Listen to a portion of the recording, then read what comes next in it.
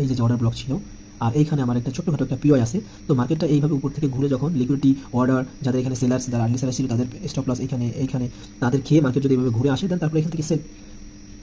জানি না কতটুকু ওভারঅল সে ডিরেকশন কিসে আছে, বেয়ারিশেই আছে। দ্যাটস ওয়াই সে কিন্তু তার এই ভ্যাপটা মার্কেটে করতেছে। এইগুলো আমাদের বুঝতে হবে।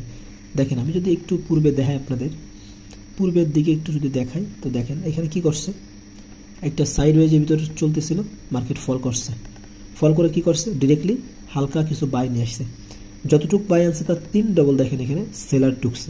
সেলাররা কি করছে, আবার বায়ার্সরা ইনভাইট করছে, হালকা একটু বায়ার্স দেন তারপর দেখেন সেল, হালকা বায়ার্স সেলার্স, হালকা বাই সেল। তো এইখানেও আমি সেম চিন্তা করতেছি যে হালকা একটু বাই দেন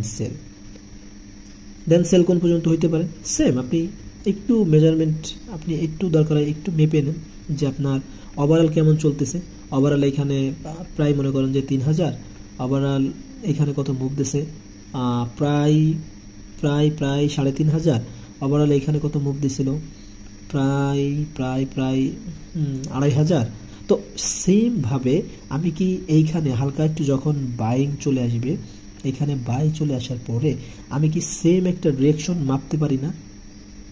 সেম ডিরেকশন মাপা মানে কি, আমি এই যে উপরের যেগুলো দেখলেন এখানে 2500, এখানে 3000, এখানে 3500 মতন মুভ দিছে। তো নেক্সট মার্কেট যদি এইখান থেকে বাইং ইনভাইট করার পরে, বায়ারদের ইনভাইট করার পরে সেলার যদি আসে, এইখান থেকে কি 3000 বা 2500 বা 2000 কি ডাউনফল আসবে না? অবশ্যই আসবে, কেন আসবে না? দেখেন আসবে কেন, তার রিজন হচ্ছে এইটা। কেন আসবে, তার মেইনলি রিজন হচ্ছে এইটা।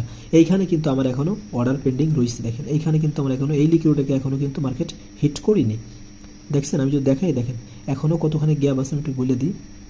এখনো গ্যাপ আছে হচ্ছে আপনার,